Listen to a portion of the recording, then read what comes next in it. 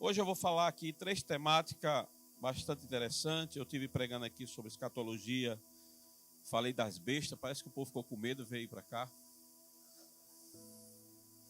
Falei do dragão e da besta, vieram para a igreja. Hoje é para você ficar com mais temor ainda. Hoje é o tribunal de Cristo, as bodas do Cordeiro e o juízo final ou o grande trono branco, né? E a minha oração é que Deus ajude a cada um de nós, né, a entender o propósito de Deus. Irmãos, eu vi, a Érica mandou para mim, acho que foi no Diário de Pernambuco, dizendo que o sol, né, vai ser aquecido, não é isso? A semana passada, um meteoro que vai alcançar aqui a Terra até 2046. Né? Quem estava aqui no dia 24 de fevereiro que eu falei sobre a escatologia sobre as bestas, eu falei sobre isso aí. Hoje eu vi um vídeo, mandaram para mim, que está lá, que há um grupo farmacêutico que já está colocando coisas, né, para que possa dizimar mais de 5 bilhões de pessoas na Terra. E ele já tem um alvo. Qual é o alvo? Ele diz claramente lá no vídeo. O alvo é na África. E ele diz lá no vídeo, está lá no vídeo. Ele diz assim, vou até repostar para deixar registrado lá. Ele diz assim, porque muitas daquelas pessoas ali não servem para nada. Ele diz abertamente isso. E se você que estava aqui no dia 24, depois assiste lá no culto da palavra, 24 de fevereiro, eu falei aqui da agenda 2030. E é justamente isso. Então, o que a gente vai ministrar hoje aqui é para você entender que a palavra de Deus está se cumprindo, né? A minha mãe está aqui. Fica em pé aí, mãe. Minha mãe fica, essa é a minha genitora aqui, ó. Eu desse tamanhão, ela é tão pequenininha, Jesus. A minha irmã e meu cunhado também estão aqui, tá bom? Mas eu sempre fiz menção aqui, a minha mãe é da geração do qual Israel se tornou uma nação, né? Ela é de 47, então ela faz parte de uma geração, como tantos outros que estão aqui, só pegando o que vai lembrar. Ela é de uma geração do qual o cumprimento da palavra de Deus de mais de 1900 anos se fez. Então, minha mãe, como muitos que estão aqui nessa idade, né, nasceu no cumprimento de uma palavra. E nós, eu creio que nós somos, né, a geração do arrebatamento. Nós somos a geração do arrebatamento. Nós precisamos estar atentos a tudo que está acontecendo. Então vamos lá. 2 Coríntios, capítulo 5. Se você trouxe papel e caneta, fez muito bem, viu? Para anotar. O pessoal diz assim, pastor, o senhor fala muito rápido. É porque são muitas informações. O senhor fala aqui, são 3 cultos. Vou falar de 3 temas aqui, eu vou ter que correr, senão eu vou me perder aqui. Vamos lá. 2 Coríntios, capítulo 5, versículos 7, 8, 9 e 10. Diz assim. Porque andamos por fé e não por vista. 2 Coríntios, capítulo 5, versículo 7. Porque andamos por fé e não por vista. Mas temos confiança e desejamos antes deixar este corpo para habitar com o Senhor. Pois que muito desejamos também ser-lhe agradáveis, quer presentes, quer ausentes. Porque todos devemos, isso é Paulo trazendo a revelação, comparecer ante o tribunal de Cristo, para que cada um receba, segundo o que tiver feito, por meio do corpo, ou bem ou mal, diga amém. Que o Espírito Santo nos possa conduzir nesta noite pela sua palavra. Eu quero começar falando sobre o tribunal de Cristo, né, e o que vem a ser o tribunal de Cristo para as nossas vidas, quem vai participar. 1 Coríntios capítulo 3, versículo 12 ao versículo 15, mais em especial o versículo 14, diz assim, ó, se aquilo que alguém edificou sobre o fundamento permanecer, esse receberá recompensa. O que é que Paulo está dizendo? Que ele edificou algo baseado no fundamento da palavra de Deus. Se vem outra pessoa e cria outro fundamento, ele diz assim, eu não tenho nada a ver com isso. Mas se vem alguém que dentro desse fundamento que é a palavra de Deus, e ele dá continuidade, então certamente o que Paulo está dizendo assim, o cristianismo não se resume só a mim, mas resume cada pessoa que se dispôs a servir, amar e adorar a Jesus, porque Ele é o Senhor. É por isso que quando chega no 2 Coríntios capítulo 5, do 7 a 10, do versículo 10, ele vai dizer, todos nós, então pode dizer assim, eu também estarei diante do tribunal de Cristo. Então todos nós vamos ter que passar, a igreja, os que são crentes. Você percebe uma coisa, desde de Adão e Eva lá no Éden, quando Deus colocou ali, esse casal ali no Éden, Gênesis capítulo 3, versículo 14 ao 19, Deus estabeleceu o seu juízo naquele momento por conta da queda, do pecado. E o juízo de Deus, ele veio de imediato sobre a serpente, sobre a mulher e sobre a terra. A serpente vai rastejar, a mulher vai sentir dores, o homem vai ter que trabalhar, né? A ideia. E a terra vai criar os seus abrolhos, ou seja, vai ter os seus espinhos. Então você percebe que já no Éden, Deus estabelece um juízo mediante aquilo que houve uma desordem ou uma desobediência. Quem está entendendo, diga amém. A Bíblia aponta pelo menos 5 juízos de Deus que vai vir sobre a terra. Primeiro, o juízo sobre Israel e as nações gentias, antes do milênio. Então, antes do milênio de Jesus vir com a igreja e aqui reinar os seus 1000 anos, Deus estabeleceu um juízo. Mateus capítulo 25, versículo 31 ao 46, fala sobre isso. Eu vou pegar só o versículo 34 de Mateus 25. Então o rei dirá aos que estiverem à sua direita, venham benditos de meu Pai, venham herdar o reino que está preparado para vocês desde a fundação do mundo. Então ele está dizendo assim, aqueles que adoram o Senhor, que amam o Senhor, esses serão benditos do Pai.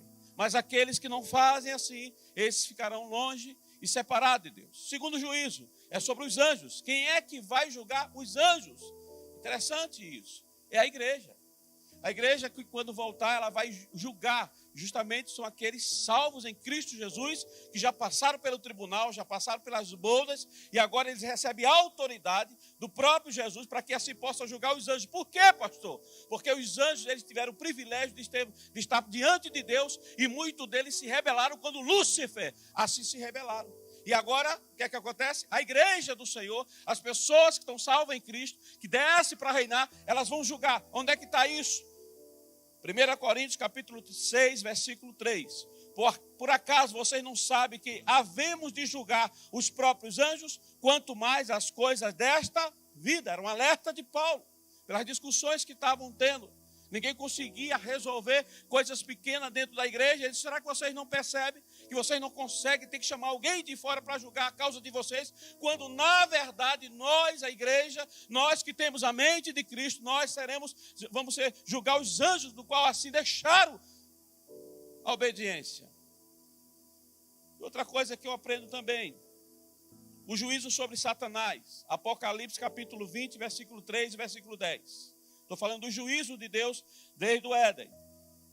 Lançou no abismo, fechou e pôs selo sobre ele, para que não mais enganasse as nações até se completasse os 1000 anos. Depois disso é necessário que ele seja solto por um pouco de tempo. Quer dizer isso, pastor?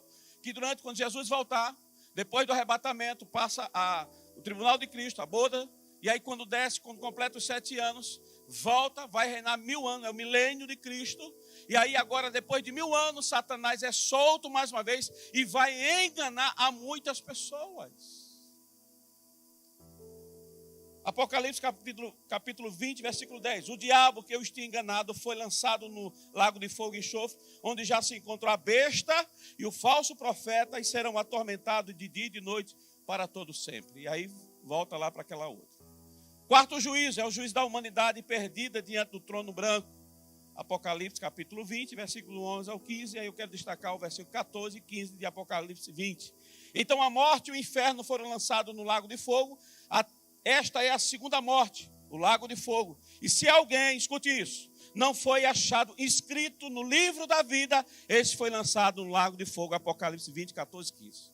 Por isso que sempre quando nós convidamos as pessoas e oramos, Senhor, escreve o nome dela no livro da vida, para que ninguém jamais possa apagar. Porque só estará diante de Deus, diante do céu, da eternidade, quem estiver o seu nome escrito no livro da vida. Quem está entendendo, diga amém. E aí vem o quinto juízo, que é o juízo da igreja, ou o tribunal de Cristo. A igreja vai ter o juízo? Vai. Só que a igreja, o juízo dela não é de condenação, mas sim de galardão, de recompensa. E aí é uma coisa interessante que nós precisamos entender isso aqui. E é o que eu vou falar agora nesse primeiro tópico, sobre o tribunal de Cristo. Onde será esse julgamento, ou tribunal de Cristo? Não se tem um versículo específico, mas estudiosos dizem que Jesus ele apontou esse lugar. Esse lugar deve ser e tem que ser em lugares celestiais, tem que ser no céu. João capítulo 14, versículo 2, Jesus vai dizer assim, ele diz assim, na casa de meu pai há muitas moradas. Se assim não fosse, eu vos teria dito. Mas eu vou preparar um lugar para que aonde eu esteja, vós estejais também. Diga amém. Então, provavelmente, certamente, que lugar é esse? Não tem que ser outro, a não ser o céu. O tribunal de Cristo será um evento escatológico, profético, que vai ocorrer em um lugar preparado por Deus, onde o Senhor Jesus estará com a sua igreja para julgar as obras de cada um na terra que nos foi confiado. Alguns passarão vergonha, por quê? Porque vão receber galardões muito pequenos, outros receberão com abundância, outros receberão com regozijo e alegria e felicidade. Paulo, quando escreve em 1 Coríntios 3, versículo 10, 1 Coríntios, capítulo 3, versículo 10, ele adverte a cada um na sua edificação de construção. Segundo a graça de Deus que me foi dada, lancei o fundamento como sábio construtor, e outro edifica sobre ele. Porém, cada um faça ou edifique a sua maneira. Por isso que a graça de Deus ela é multiforme. Cada pessoa tem a sua maneira de adorar, de glorificar, de cantar, de pregar. Isso é a graça de Deus. Cada um está na sua construção, mas o edifício é um só, para morar eternamente com Jesus. Segunda lição. Quando é que vai se dar esse tribunal? Após o arrebatamento da igreja. A igreja já não estará mais na terra. Os fiéis a Jesus e a sua palavra estarão com ele para receber seus galardões. 2 Coríntios 5:10 foi o que eu li, que Paulo disse que todos vão ter que estar diante dele. Agora a gente só vai entender isso, a característica desse tribunal. Primeiro, o tempo. É na morte do cristão. Não é quando você morre, porque o tribunal ele vai ser apresentado com todos agora ressuscitados na primeira ressurreição. 1 Tessalonicenses capítulo 4, a partir do versículo 13, ele diz, irmão, não ignoreis, como alguns que não têm esperança. Que Paulo está alertando isso, olha, haverá um momento, no abrir e piscar dos olhos. Mas ele vai dizer algo interessante. De maneira nenhuma, aqueles que dormem no Senhor, são eles os primeiros privilegiados, que dormem no Senhor, que tiveram a sua vida para o Senhor. Aí ele vai dizer, e nós que estivermos vivos, quem estiver vivo, no abrir e piscar dos olhos serão transformados, porque precisa passar por esse estágio da morte, porque sangue e carne, 1 Coríntios capítulo 15, versículo 50, sangue e carne não podem herdar o reino de Deus. Eu falei isso aqui na outra mensagem. E é justamente o tempo. Que tempo? O tempo que a gente aguarda. No livro de Mateus 25:6 diz assim, mas à meia-noite ouviu-se um clamor. Era um noivo chegando. E meia-noite, da ideia da meia-noite de Mateus 25, não quer dizer que Jesus vai vir à meia-noite. Não. Meia-noite é a passagem de um dia.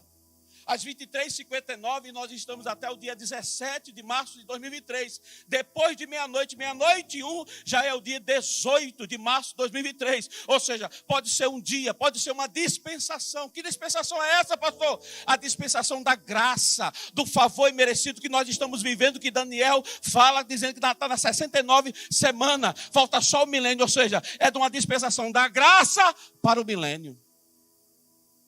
É um dia. É um dia. Hoje você pode ir dormir com muitas coisas para resolver. E amanhã tudo já pode estar resolvido, porque Deus é o Senhor da nossa vida. Diga glória a Deus. Você pode aplaudir ao Senhor. É o tempo. É o fim, o princípio de um tempo. Outra coisa é o lugar. inevitavelmente tem que ser o céu. Outra coisa, quem serão julgados? Só entrarão os salvos, os remidos do Senhor. Não será um julgamento condenatório, mas sim de recompensa. E outra coisa, o quarto é o juiz. Jesus, ele é o nosso advogado. Mas quando ele vir, ele vai se tornar um juiz que recebeu toda a autoridade e poder pelo Pai, para que assim possa julgar todas as nossas obras. E a terceira coisa dentro do tribunal de Cristo é que quem vai comparecer diante desse tribunal? Todos os salvos. Todas as pessoas que foram salvas, entregaram a sua vida a Cristo, que renunciaram os seus pecados, que renunciaram a sua vontade, e ainda que por muitas lutas e provas, mas resistiram às tentações. Todos os povos, tribos, nações, línguas, aqueles perto, aqueles longe, é a igreja invisível, é a gente que está aqui, a igreja visível, mas é a igreja visível também, que se reúne em toda parte desse universo, aonde tem um crente glorificando e exaltando o nome de Jesus, esse está salvo, remido pelo sangue de Jesus, porque o sangue de Jesus reverte sobre a nossa vida o perdão dos pecados.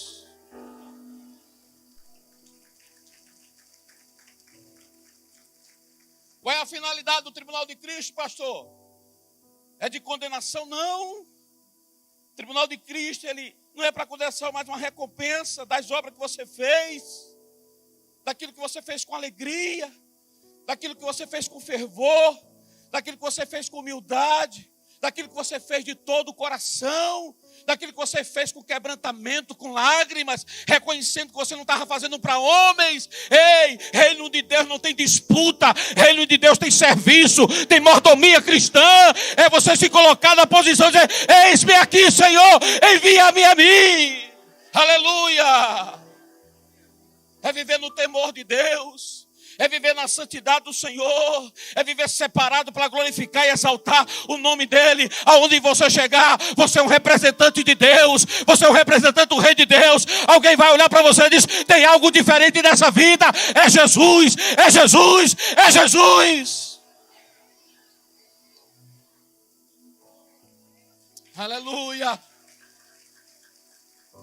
Os ímpios, ele não tem essa chama do Espírito Santo. Apocalipse capítulo 22, versículo 12.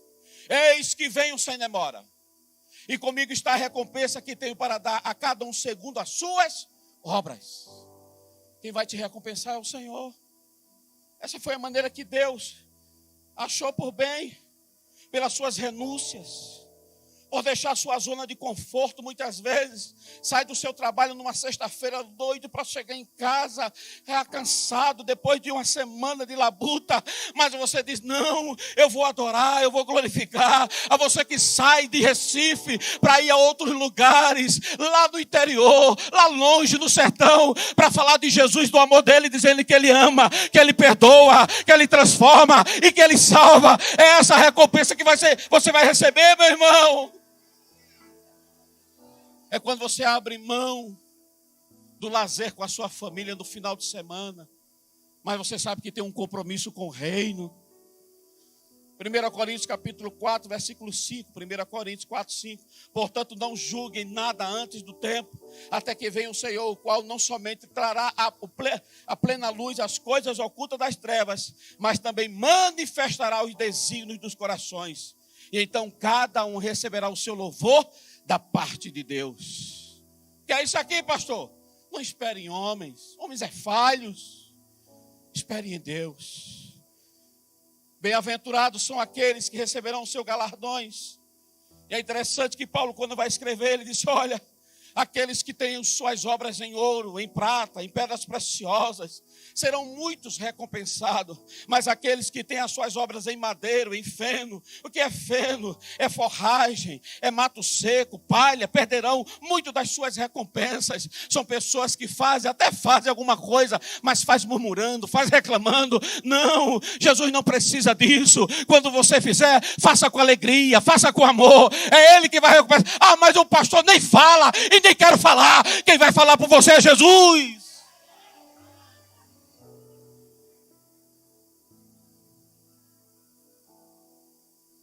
Você pode perguntar: que tipo de recompensação é essa, pastor? A Bíblia fala de algumas. 1 Coríntios, capítulo 9. 1 Coríntios 9, versículo 24 ao 25. Paulo se utiliza de uma linguagem olímpica, comum entre os romanos e gregos, dos quais os vencedores recebiam um prêmio. Ele vai dizer assim, versículo 24, 25, 1 Coríntios 9.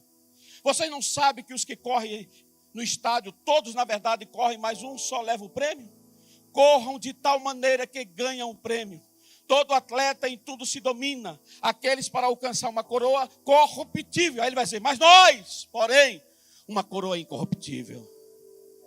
Que coroação é essa, pastor? 1 Coríntios 9, 25. A coroa da vitória. É a conquista do domínio do crente sobre o velho homem. Quais são os 3 inimigos maiores do homem, irmão?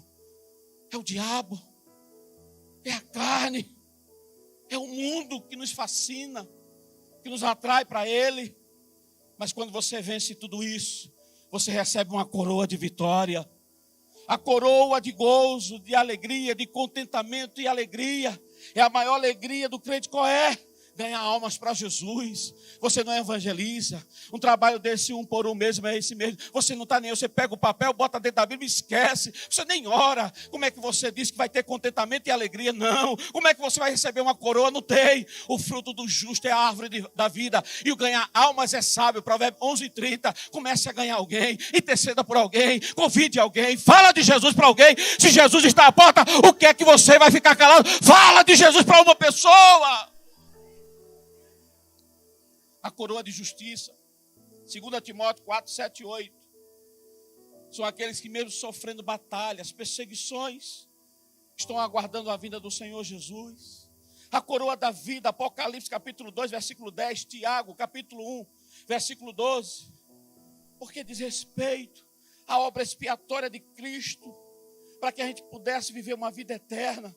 E a coroa de glória, 1 Pedro 5, 2 a 4, depois você lê lá. São aqueles que promovem o reino de Deus na terra. São seus ministros. São aqueles que louvam, que pregam, que anunciam, que sabem que vai vir da parte do Senhor a sua recompensa, tão somente do Senhor. Todos nós, disse Paulo, vamos ter que comparecer diante do tribunal de Cristo. A minha pergunta é, e eu termino essa primeira parte: como têm sido as tuas obras? Ouro, prata, pedras preciosas, ou as suas obras são palhas, madeira ou feno? Eu não posso julgar, mas Jesus vai julgar cada um de nós. Você pode aplaudir ao Senhor?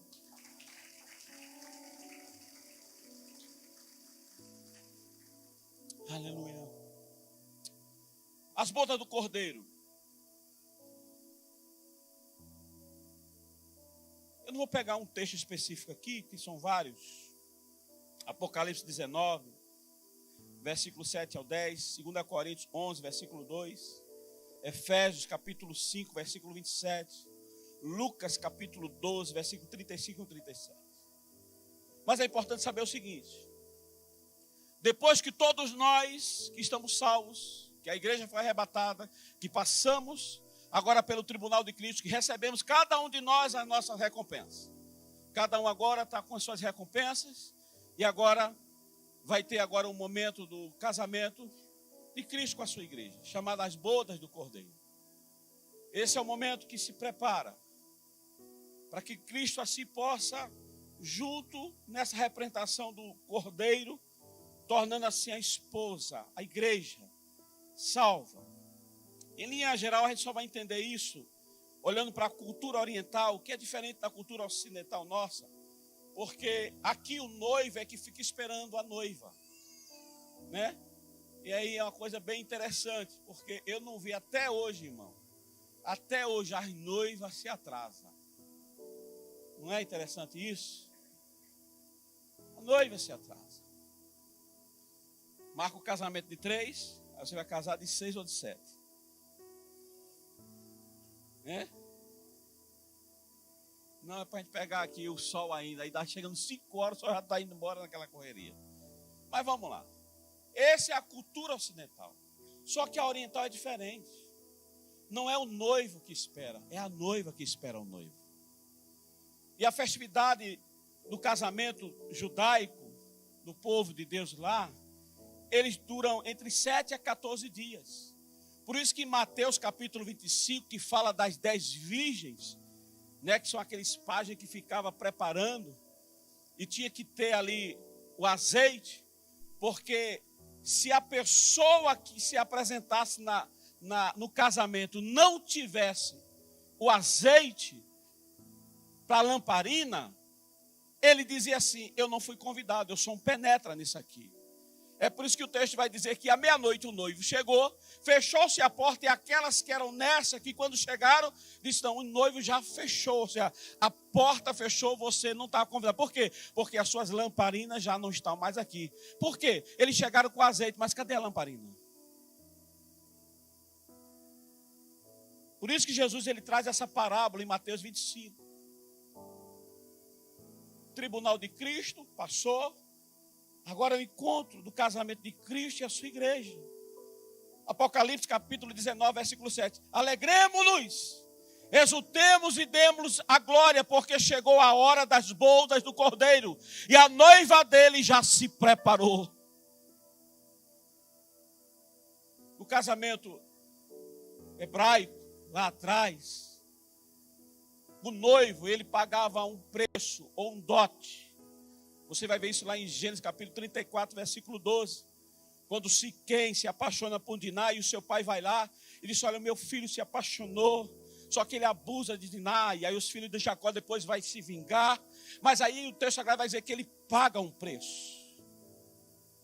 Paga um preço para que assim pudesse casar-se com aquela moça. Era uma palavra firmada ali.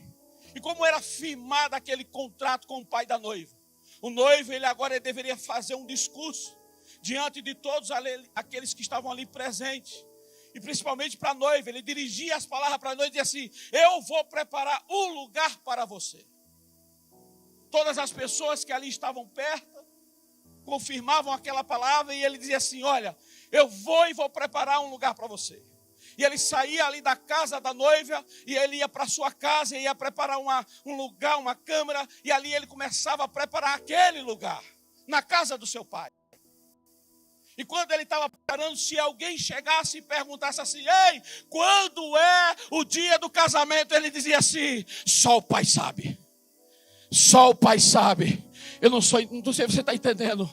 Assim foi quando perguntaram a Jesus: Jesus, quando é que vai ser? Só o pai sabe. O que eu preciso é estar preparado como a noiva do Cordeiro. A qualquer hora, no tocar e no soar da trombeta, ele vai chamar a igreja, vai ser arrebatada. Iremos passar pelo tribunal de Cristo, mas a noiva do Cordeiro, adornada, santificada, preparada, vai se encontrar com o noivo, e será aquele grande dia. Você pode aplaudir ao Senhor. Oh, glória a Deus.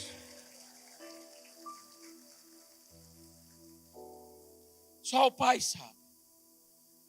Mateus 24, 36. Mas a respeito daquele dia e hora ninguém sabe, nem os anjos dos céus, nem o filho, senão o pai. Cristo pagou por nós com seu sangue, que hoje tornou uma igreja a sua noiva. Efésios capítulo 5, versículo 25. Como também Cristo amou a igreja e a si mesmo se entregou por ela. Que tempo vai durar esse tribunal junto com essa boda do Cordeiro, pastor? 7 anos. Nesses 7 anos, aqui na terra está se vivendo uma grande tribulação. É a ação do falso profeta e do anticristo que eu preguei da outra vez. Enquanto aqui na terra estão assolando, matando, destruindo, torturando, no céu está tendo festa. Por isso que a Bíblia diz, escute isso: quando o pecador se arrepende, é o quê? Festa no céu. Porque é mais um convidado para as bodas do Cordeiro. Quem está entendendo? Diga glória a Deus. Você não a percebeu, mas você já tem um passaporte. Você já tem o convite. O teu nome já está escrito lá. Quando olhar lá, Edson Vando Félix da Costa, ei, entra. O teu nome está aqui. Tu traz a lamparina, tu traz o azeite. Ei, igreja do Senhor, se prepare para a grande boda do Cordeiro.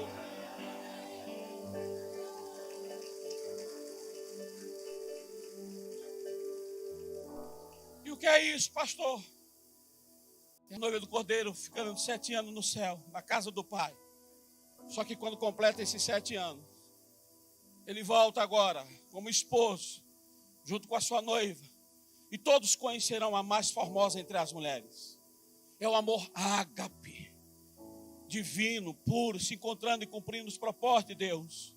Livro de Judas 1,14 diz assim: foi a respeito deles que também profetizou Enoque, o 7º depois de Adão, dizendo: eis que o Senhor vem com milhares de seus santos. O noivo vem. Ele vem buscar a sua noiva. Quem está sendo aqui, quem está aqui preparado? Escute, nas bodas do Cordeiro haverá alegria, celebração, júbilo, regozijo e felicidade. Apocalipse capítulo 5, versículo 11 ao 14. Escute, Apocalipse. Vi e ouvi uma voz de muitos anjos ao redor do trono. Todos os seres viventes dos anciãos, cujo nome era de milhares e milhões e milhares de milhares, proclamando com voz forte: digno é o Cordeiro que foi morto de receber o poder, a riqueza, a sabedoria, a força, a honra, a glória e louvor. Então ouvi que toda criatura que há no céu e sobre a terra, debaixo da terra e sobre o mar, e tudo que neles há, estava dizendo: aquele que está sentado no trono e ao Cordeiro seja o louvor e a honra, a glória, o domínio para todo sempre. E aos 4 seres viventes respondiam: amém. Também os anciões prostraram, adoraram e dizendo: só ele é digno de receber. Ei, igreja do Senhor, está chegando a hora, meu irmão. Está chegando a hora. É a noite, é o toque nupcial. É o toque nupcial. É Jesus. Oh, aleluia. Aleluia. Jesus vai buscar a sua igreja. Jesus vai buscar a sua igreja. É o encontro de Jesus com a noiva adornada, preparada. Se prepare, meu irmão. Se prepare, minha irmã. Eu nunca vi no casamento, quando o noivo e a noiva está entrando, você tem que se colocar de pé. É o momento de adoração. É o momento de entrega. É dizendo: ei, Jesus, vem, Jesus, vem, Jesus. Oh, aleluia, aleluia. Oh, aleluia.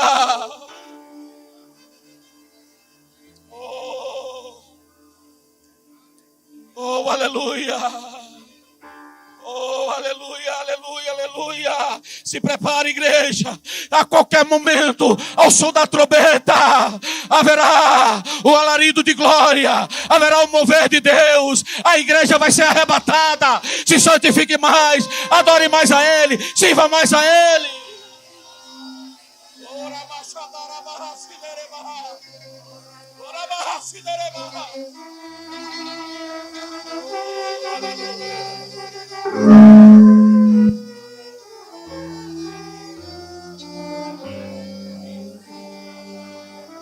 Maranata.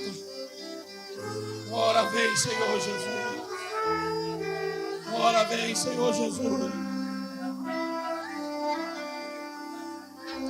Aleluia. Aleluia. Glória a Deus. Podem sentar.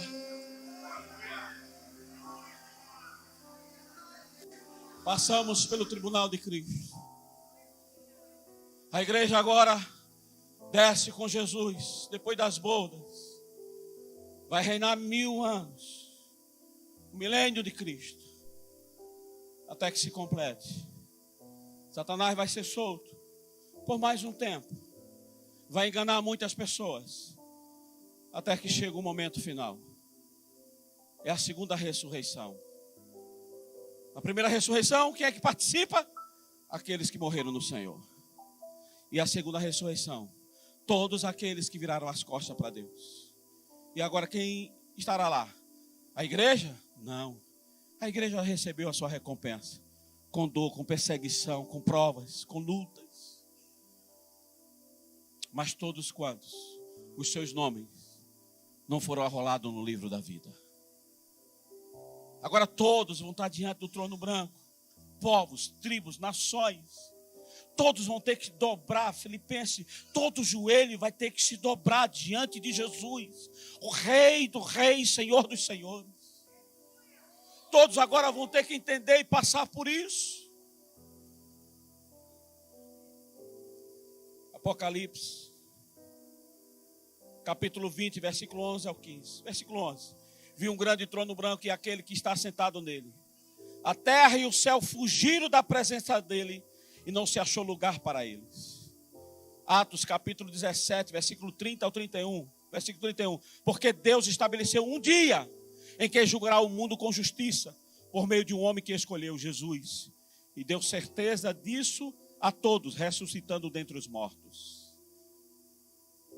Se Jesus não tivesse ressuscitado, Paulo vai dizer, em vão seria a nossa fé. Ele é o primogênito dentre os mortos, ou seja, ele ressuscitou primeiro, para que todos aqueles que nele crê também possam ressuscitar. A ceia é um memorial a Cristo, daquilo que ele fez por mim e por você. Quem não comunga, quem não participa, você está a passo de uma perdição. Você precisa viver isso. Você quer entender isso? Leia lá em João capítulo 6. Aquele que não tiver parte, que não comer do meu pão e não beber do meu sangue, não tem parte comigo, disse Jesus, não sou eu que estou dizendo, está lá. Você tem que viver isso. Você tem que deixar isso entrar na sua vida. E o grande trono branco, pastor? Esse será o ato final de todos os habitantes da terra, que marca o fim dos tempos e, consequentemente, a entrada do estado eterno. E a eternidade chegando até nós. O trono branco representa a pureza e a santidade de Deus, os seus atributos, que qualifica para julgar qualquer pessoa com justiça e imparcialidade. Até porque todos nós temos a oportunidade de reconhecer os nossos erros. Quem vai estar lá diante desse trono branco, pastor? Todos que não foram salvos na primeira ressurreição, quando do arrebatamento. Os anjos que se rebelaram contra Deus, está lá em Judas 6. Os falsos cristãos, falsos profetas, os falsos obreiros da casa do Senhor estão espalhados no mundo inteiro.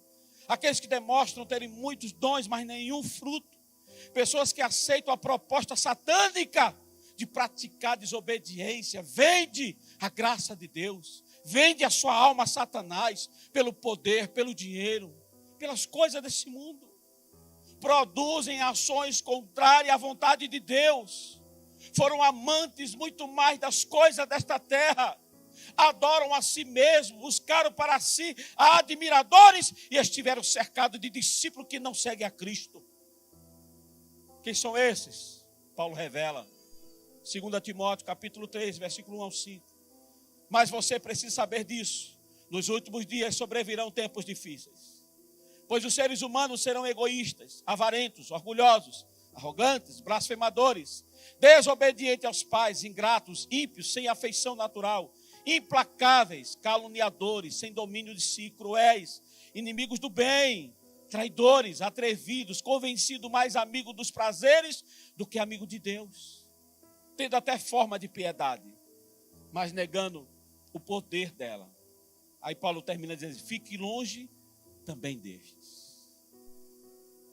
Após o milênio, muitos serão condenados. Apocalipse capítulo 20, versículo 5. O restante dos mortos não reviveram até que se completassem os 1000 anos. Esta é a primeira ressurreição. Haverá um dia de prestação de conta para toda a humanidade da terra. A Bíblia ela vai mencionar vários livros, mas o mais importante é o livro da vida. Porque é ali que está o nosso nome. É ali que nós vamos ter a abundância da presença de Deus. Mas aos que serão condenados, separar-se-ão para todo sempre, para toda a eternidade de Deus. Apocalipse capítulo 20, versículo 15. E se alguém não foi achado escrito no livro da vida, esse foi lançado no lago de fogo. E onde é que está esse lago de fogo? O falso profeta, o anticristo e o diabo. E todos quantos não aceitaram a Jesus. E eu concluo dizendo, que Deus nos abençoe. Que nós possamos fazer parte da primeira ressurreição, diga amém. Que nós possamos fazer parte da primeira ressurreição, que é justamente quando Jesus vier buscar a sua igreja, que pode ser hoje. E eu termino dizendo, 1 Tessalonicenses 4, 3 ao 17. Irmãos, Não queremos que vocês ignorem a verdade a respeito dos que dormem, para que não fiquem tristes, como os demais que não têm esperança. Pois se cremos que Jesus morreu e ressuscitou, assim também Deus, mediante Jesus, trará na companhia deles os que dormem. E pela palavra do Senhor, ainda lhes declaramos o seguinte: nós, os vivos, os que ficarmos até a vinda do Senhor, de modo nenhum precederemos o que dorme. Porque o Senhor mesmo, dada a sua palavra de ordem, ouvindo a voz do arcanjo e ressoada a trombeta de Deus, descerá dos céus. E os mortos em Cristo ressuscitarão primeiro. Depois, nós, os vivos, o que ficarmos, seremos arrebatados juntamente com eles, entre nuvens, para o encontro com o Senhor nos ares. E assim, estaremos para sempre com o Senhor. Você pode aplaudir a Jesus de Nazaré.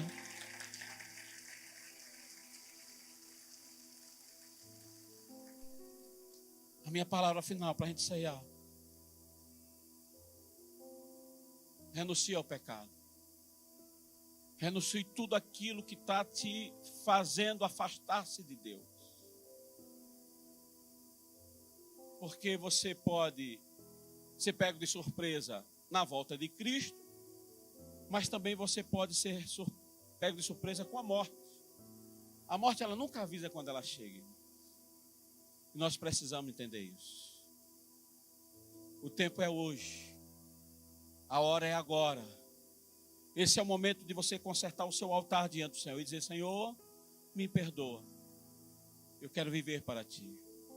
Eu quero que o meu nome esteja escrito no livro da vida. Quando Jesus mandou, está lá em Lucas, aqueles 70, e só vá. Aí quando eles voltaram, alegre, feliz, dizendo: Senhor, em Teu nome nós vimos muitos demônios sendo expulsos. E Jesus vai dizer: eu vi Satanás descendo dos céus. Mas não se alegre por isso. Se alegre, porque o seu nome está escrito no céu. O céu te conhece. O céu te conhece, meu irmão. O céu te conhece. E os demônios sabem também que o teu nome está escrito no livro da vida. E ele jamais pode voltar para onde ele foi expulso. É por isso que ele faz de tudo para destruir os teus sonhos, destruir a tua casa, destruir a tua família. Fica firme, meu irmão. Fica firme, minha irmã. Seja o que for, adore a Jesus. Engrandeça a Jesus. Louve a Jesus. Adore ao Senhor. Ele é digno de honra, de glória e de louvor. Você pode aplaudir ao Senhor. Aleluia, se coloque de pé.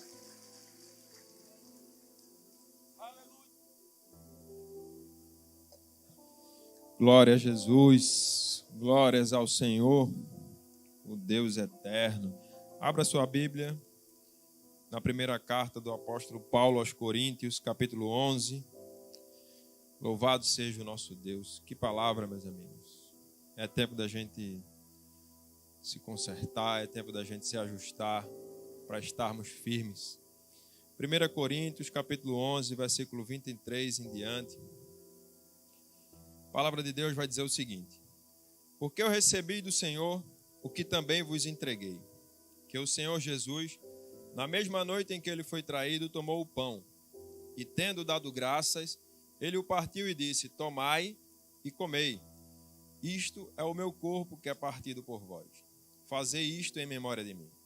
Depois, da mesma maneira também, ele tomou o cálice depois de cear, dizendo: este cálice é o novo testamento no meu sangue. Fazei isto todas as vezes que beberdes, em memória de mim. Porque todas as vezes que comerdes este pão e beberdes este cálice, proclamais a morte do Senhor até que ele venha. Portanto, qualquer que comer deste pão e beber este cálice do Senhor indignamente, será culpado do corpo e do sangue do Senhor. Mas examine-se o homem a si mesmo, e assim coma deste pão e beba deste cálice. Porque aquele que come e bebe indignamente, come e bebe condenação para si mesmo, não discernindo o corpo do Senhor. Por causa disso, muitos estão fracos e enfermos entre vós, e muitos dormem. Porque, se julgássemos a nós mesmos, não seríamos julgados. Mas, quando somos julgados, somos disciplinados pelo Senhor, para não sermos condenados com o mundo. Nosso pastor falou aqui a Santa Ceia é um memorial. E um memorial, o próprio texto que nós lemos, ele vai dizer que Jesus determinou que a gente fizesse isso em memória dele. Então, o que nós fazemos nesse momento é uma forma de nós relembrarmos aquele sacrifício que o Senhor Jesus fez por mim, fez pela minha vida, fez pela sua vida. Mas também esse sacrifício, esse memorial, ele aponta não só para o passado, mas também para um futuro de esperança. Foi ministrado muito nessa noite a respeito disso, a respeito de como vai ser no céu. E nós temos a esperança de que em um momento, no futuro, faremos essa celebração lá no céu com o próprio Senhor Jesus. Então, o que fazemos aqui é uma memória do que Jesus fez no passado, mas também aponta para o nosso futuro. É uma esperança que nós temos de que um dia celebraremos essa ceia do Senhor com o nosso Pai lá nos céus. E também a Santa Ceia, o pastor também falou a respeito disso, representa um selo, é o selo da nova aliança. Quando nós participamos desse momento, estamos declarando publicamente no mundo espiritual que nós temos um pacto com o Senhor, que nós pertencemos a essa nova aliança que foi feita através do sangue de Jesus. E aí, muitas pessoas, às vezes, por alguma situação que estão vivendo na sua vida, deixam de participar desse momento e preferem ficar sem participar da ceia do que consertar o que precisa ser consertado. Então, nessa noite, que você desperte para isso. Se tem algo na sua vida que precisa consertar, para que você faça parte desse momento, para que você tenha o selo de pertencimento à nova aliança, não deixe para depois, não fique adiando mais isso. Eu não sei se é algo que precisa de você, de um tempo maior para você resolver, mas comece de hoje a colocar o que tem que ser colocado. Se é algo que você precisa pedir perdão a Deus, se é algo que você precisa confessar, procure o nosso pastor, faça isso, mas não deixe, não abra mão, não negligencie esse momento, não deixe de participar da Santa Ceia, faça questão de sentar à mesa com o nosso Pai, de sentar à mesa com os nossos irmãos e participar desse momento. Nós sempre orientamos também, se você ainda não é batizado, espere o nosso batismo, já está aí no dia 25, para que você possa, depois de ser batizado, depois de você descer as águas, você possa participar desse momento. A Santa Ceia também, a nossa ceia, não é exclusiva dos membros da nossa igreja. Se por acaso você aqui é de outra denominação, mas você está em paz com o seu pastor, você está em paz com a sua igreja, está em paz com os seus irmãos, fique à vontade também para participar da ceia juntamente conosco. Vamos orar? Feche seus olhos, vamos orar. Pai, no nome de Jesus, aqui está, Senhor, aqui estão esses elementos. O pão, a matéria, Senhor, que representa o teu corpo, Senhor, que foi moído ali naquela cruz. E o suco de uva, Senhor, que também tem um simbolismo e representa o teu sangue que foi vertido ali na cruz do Calvário. Deus, nós sabemos que no mundo espiritual isso representa muito para nós. Representa muito para a tua igreja e para o teu reino. E fazemos isso, Senhor, em memória do teu sacrifício. Mas também crendo, Pai, que um dia celebraremos a ceia no céu juntamente com o Senhor. Oh, Deus, nos guarda para que nos persevere, Senhor, e possamos estar lá nesse grande dia. Deus, que ao ingerirmos esses elementos, Senhor, que o Senhor venha trazer cura, que o Senhor venha trazer libertação para o seu povo. Pai, nesse momento nós queremos te apresentar esses elementos e orar. No nome de Jesus, amém. Glória a Deus. Você pode se sentar, vamos tomar a ceia em 2 etapas. Primeiro vamos comer o pão, em seguida aguardem a ordem do nosso pastor para você poder tomar o suco.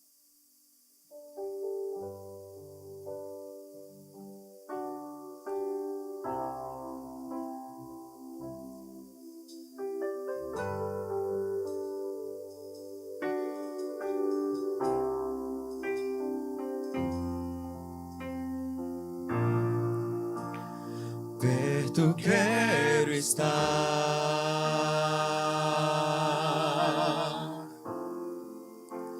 junto aos teus pés,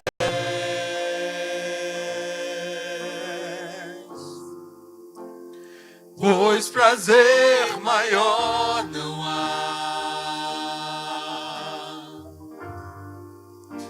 que me render e te adorar.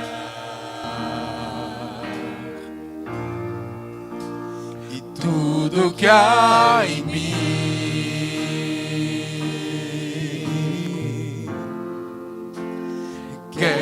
te ofertar.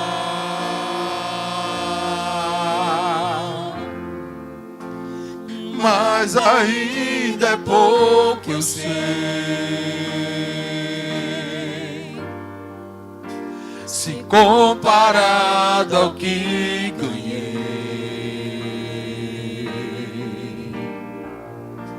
Não sou apenas servo, teu amigo me tornei.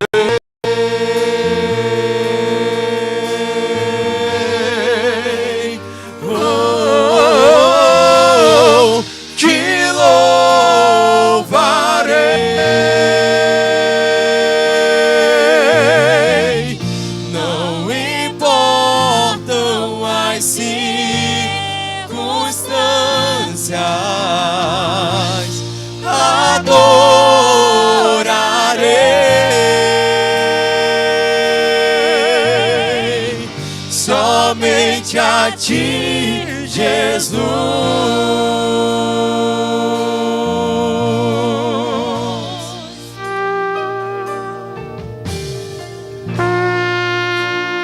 Perto quero estar,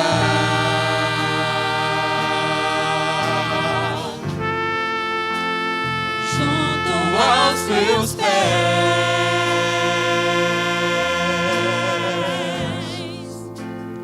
pois prazer maior não há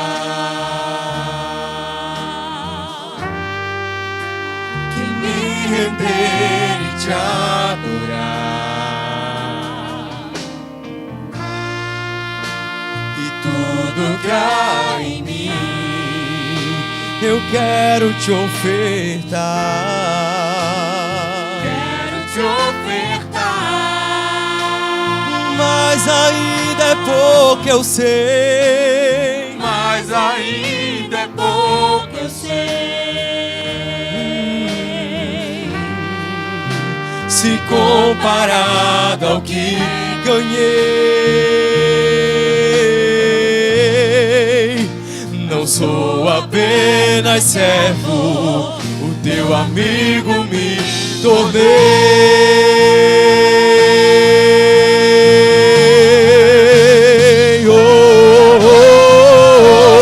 Te louvarei, eu te louvarei, não importam as circunstâncias, adorarei,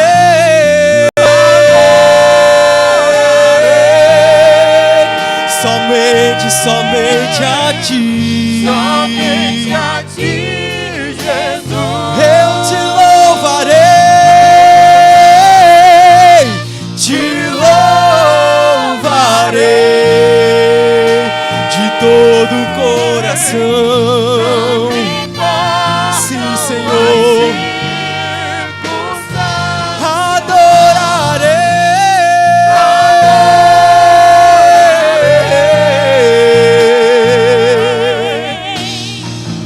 somente a ti, Jesus. Somente a ti, Jesus.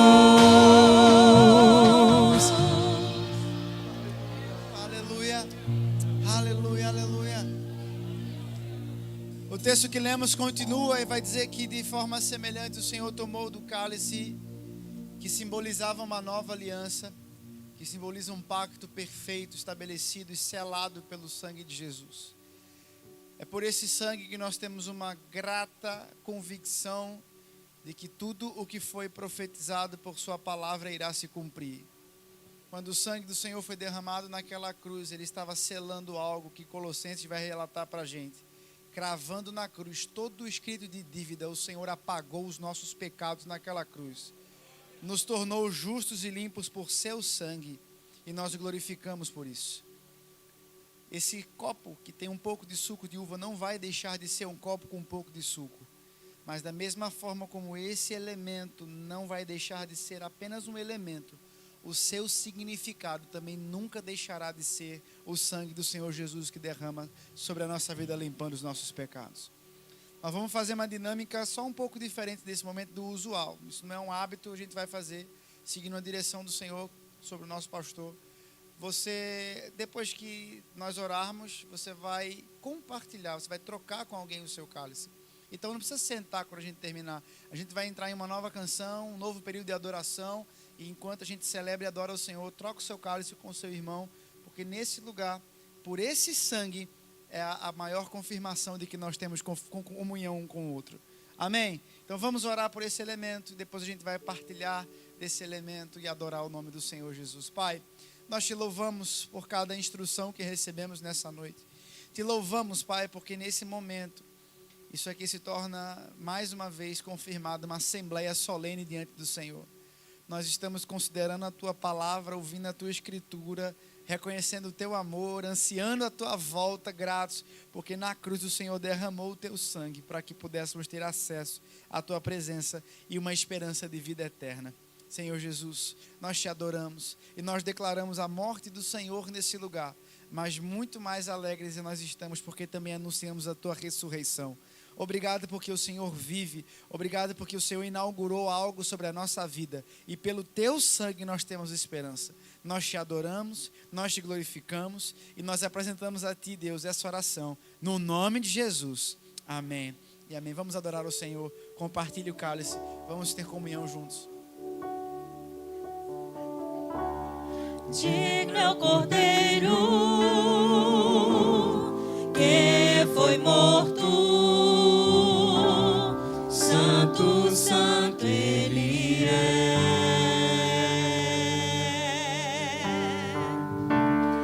Um novo cântico ao que se assenta sobre o trono do céu.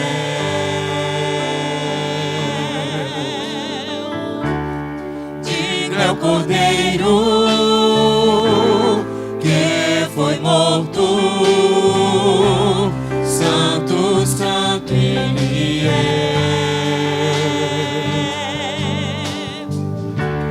Um novo cântico ao que se assenta sobre o trono do céu.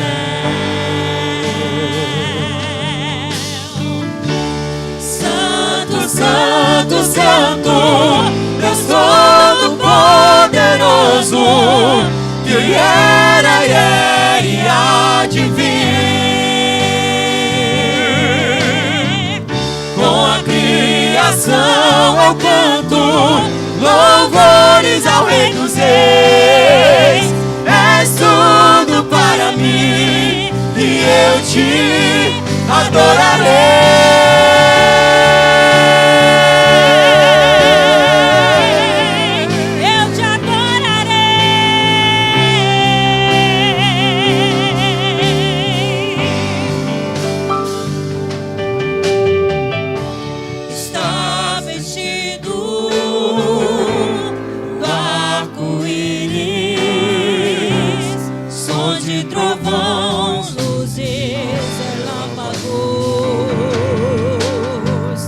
Louvores, honra e glória, força e poder para sempre, ao único Rei eternamente.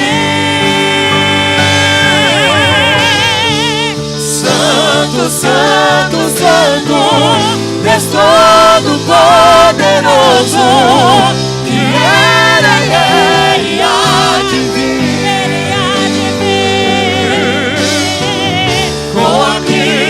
Eu canto louvores ao Rei dos Reis. És tudo para mim e eu te adorarei.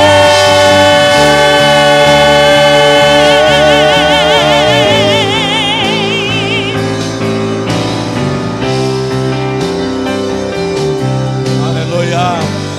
Glória a Deus, glória a Deus, glória a Deus, glória a Deus. Você pode glorificar o Senhor. Você pode exaltar o Senhor nesta noite. Fica firme. Maranata, ora vem, Senhor Jesus.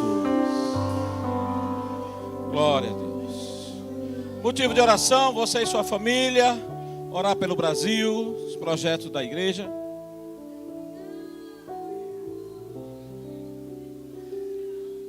A leitura nós estamos lendo Jeremias, né, do 41 ao 52, termina o livro de Jeremias, entra no livro de Lamentações, que é do próprio Jeremias, e os Salmos de 71 a 80, tá bom? Para a gente concluir essa leitura.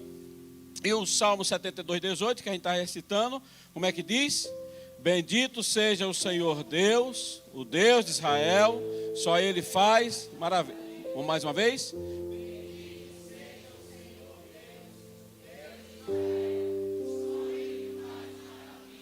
Bota aí os nossos pilares aí, bota aí os nossos pilares para a gente lembrar aqui. Vamos lá? Unidade, visão, autoridade, palavra. Mais uma vez? Unidade, visão, autoridade, palavra. Coloca aí o 5, 6 e o 7 da palavras proféticas. Vamos lá? Fazer a diferença em todos os campos da vida humana. E vamos marcar a história da sociedade. 6. Vamos ter tantos recursos para abrirmos igreja no Brasil, no exterior, escola de excelência, centro de treinamentos, obras sociais extraordinárias e ajudar outros ministérios como nenhuma outra igreja fez até hoje. E o 7, que é o da família, que a gente está sempre recitando. Vamos lá?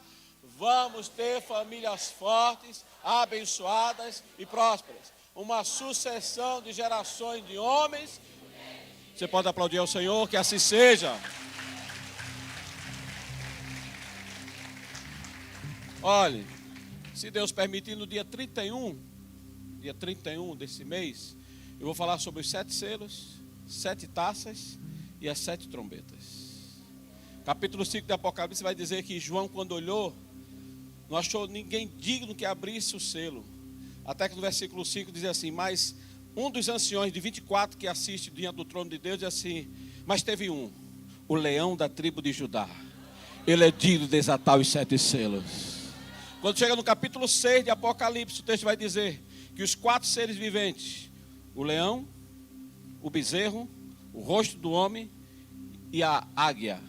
Dentro desses 4 seres viventes, tinha 4 cavalos. Olha, para ficar dormir assustado. O cavalo preto, o cavalo vermelho, o cavalo branco e o cavalo amarelo. Venha, vai ser bacana. Dia 31, tá bom? Vou dar continuidade nessa questão da escatologia para você saber nos sinais o que é que está acontecendo, né, de todo esse simbolismo ou figura de linguagem que se tem, qual é o ensinamento que a Bíblia traz, tá bom? Amém? Você foi abençoado nessa noite, você pode aplaudir o Senhor. A Deus seja a glória. Rapaz, eu gostei tanto da segunda música aqui, dá para terminar ela? Aquela refrão lá é bonito lá, aquele negócio lá, né? Dá para tu cantar? Voltou, né? Tá certo, já pode fazer mais menino, né? A gente já vai terminar, mas vamos adorar mais um pouquinho o Senhor. Vamos lá. Adore ao Senhor, adore ao Senhor. Como um leão rugirá, em todo olho verá, em glória marchando ele vem, sobre as nuvens ele vem. Ele é o leão e o cordeiro, o mal foi vencido, o céu cantou. Onde está a morte, a tua vitória? O cordeiro foi morto, mas o leão ressuscitou.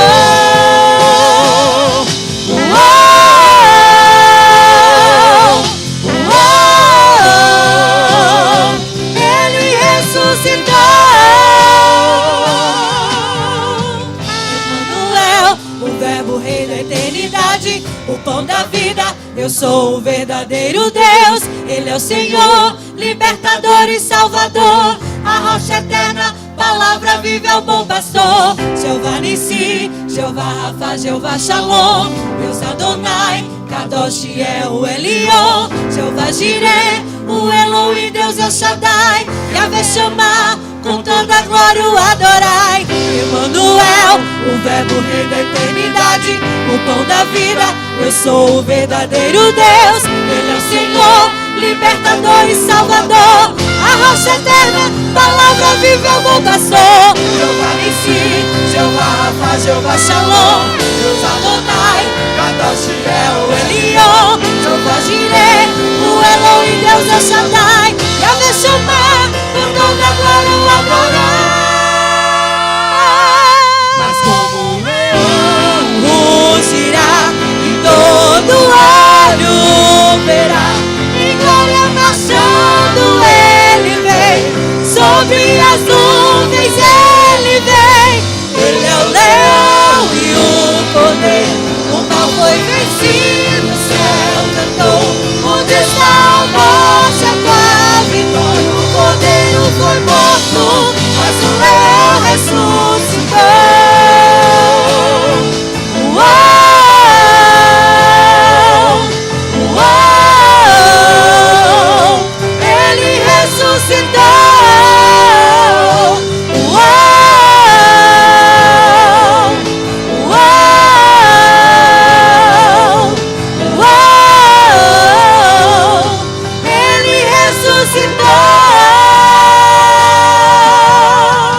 Glória a Deus, glória a Deus, glória a Deus. Foi morto como um cordeiro, mas ressuscitou como um leão. Pai, obrigado, Senhor, por essa noite. Obrigado por tudo que o Senhor fez nesse lugar. Obrigado por cada vida que veio aqui nesse lugar. Senhor, cele a nossa vida, guarde a nossa vida, esconde a nossa vida e preserve a nossa vida. Essa é a nossa oração. Agora despede a cada um de nós, debaixo da tua proteção. Assim nós oramos, em nome de Jesus. Amém. Depois, batismo aqui à minha direita, o curso do casais vitoriosos aqui na minha esquerda, o casal vai estar aqui, tá bom? E passa lá de Vec Gourmet, tem muita coisa bacana lá também, você vai estar abençoando, tá bom? Abre assim a sua mão. Obrigado a você que esteve aqui conosco visitando, tá bom? Deus abençoe. O grande amor de Deus, a graça salvadora de Jesus Cristo.